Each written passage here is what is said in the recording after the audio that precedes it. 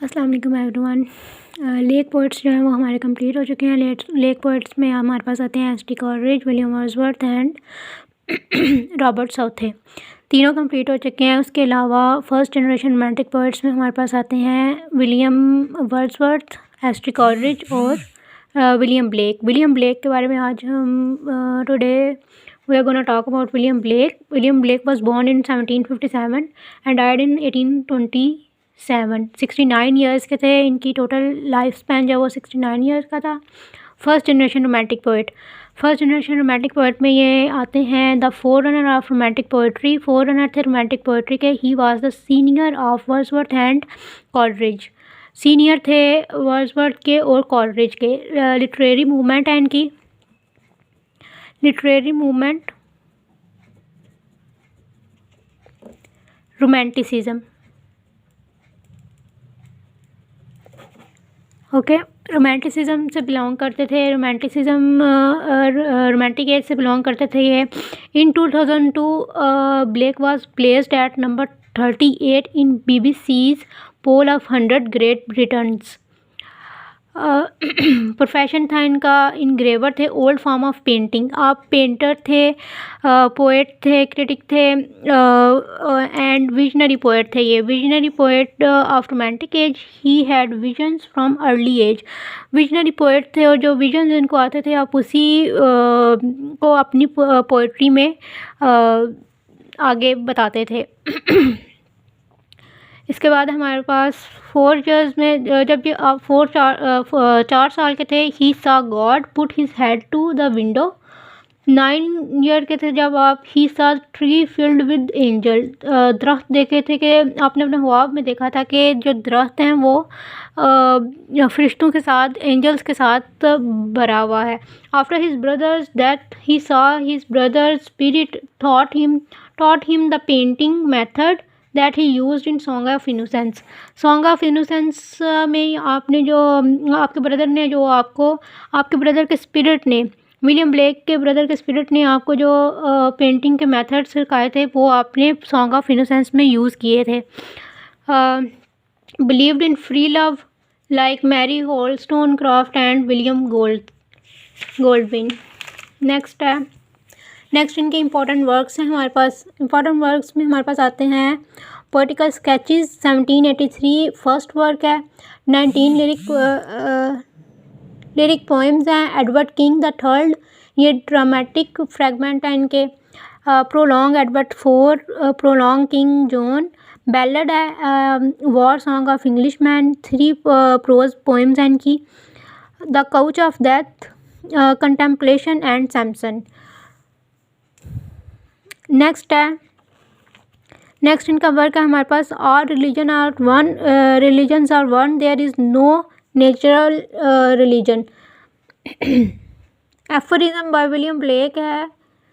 Experimented with relief etching kind of print making है and first time experiment engraving.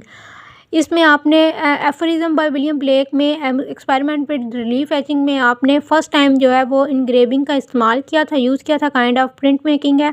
Print making के तौर पर ये यूज़ हुआ था। आपकी पोइट्री के मेन थीम्स जो हैं वो कुछ इस तरह हैं।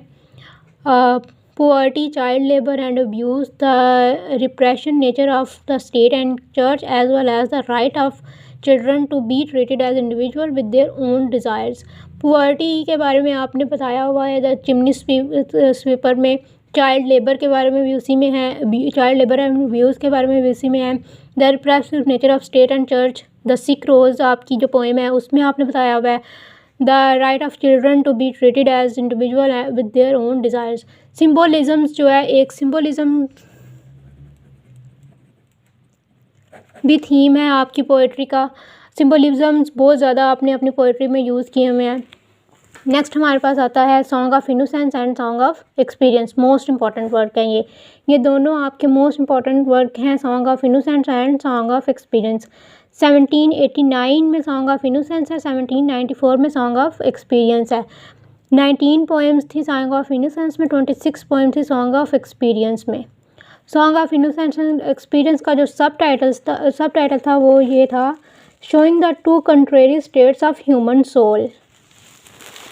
द मैरिज एक आपका वर्क है the marriage of heaven and hell 26 pages हैं इसके. इंट्रोडक्शन जो है वो Rintrah roars and shakes his fires in the burden.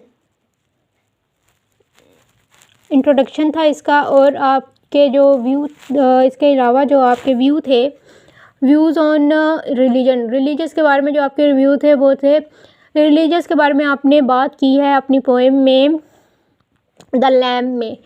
वो है religious profoundly affect every aspect of human life, political, economic, psychological and cultural, and that its influence has generally not been positive one. Important quotes हैं इनके. Milton was the true poet and belongs to the devil's party without knowing it. Milton के बारे में आपने ये बोला था कि वो एक ट्रू पोएट हैं और belong to the devil's party without knowing it, जाने बगैर ही वो जो हैं डेवल की पार्टी से बिलोंग करते हैं. Without contraries is no progression, attraction and repulsion, reason and energy, love and hate are necessary to human existence. Heaven and hell are opposite, contrary to each other. इसका मतलब ये है कि heaven और hell जो हैं वो opposite हैं एक दूसरे के. Evil is the active springing from energy. Good is heaven, evil is hell. Important quotes हैं इनके ये. नेक्स्ट इनके कुछ आर्ट वर्क्स हैं. आप पेंटर भी थे इसलिए उन्होंने कुछ पेंटिंग्स भी की थी और उनके इम्पॉर्टेंट आर्ट वर्क्स हैं. The ancient of day, pity the ghost of ली न्यूटन. प्रोवर्ब ऑफ हेल है. हेल के बारे में आपने कुछ प्रोवर्ब्स बताए थे, वो ये थे the road of excess leads to the palace of wisdom. The tiger of wrath are wiser than the horse of instruction. Good and evil are different kind of energies and both are needed to keep world going. Blake actually visited the place hell and collected some proverb of hell. आगे Northrop fryer American critic road. उन्होंने इसके बारे में लिखा था black के बारे में. What is proportional to its merit? The least read body of poetry in English literature, English language, and did those feat in ancient time preface the epic Milton. The poem into books है ये जी. Black के बारे में सिर्फ इतनी ही video है. इसके बारे में सिर्फ इसलिए मैंने आपको बता दिया क्योंकि ये फर्स्ट जनरेशन रोमांटिक पोएट थे और इनके बारे में कुछ क्वेश्चंस पूछे जा सकते हैं, जैसे कि इनकी इंपॉर्टेंट पॉइंट्स के बारे में, इनके कुछ आर्ट वर्क्स के बारे में पूछा जा सकता है.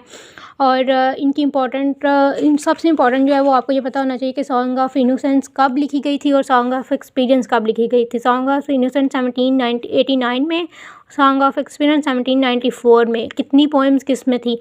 19 पोएम्स थी इनोसेंस में और एक्सपीरियंस में 26 पोएम्स थी. ठीक है. इसके अलावा आपसे इनके मेन थीम पूछे जा सकते हैं पोएम्स के. कुछ भी कोई वर्क भी पूछा जा सकता है. और आप जो थे लास्ट रिलीजियस पोएट जाने जाते हैं. रोमांटिक पोएट्स के लास्ट रोमांटिक पोएट जाने जाते हैं ये. ओके. सो विलियम ब्लेक के बारे में सिर्फ इतना ही. कल इंशाल्लाह हम second generation romantic poet start करेंगे. तो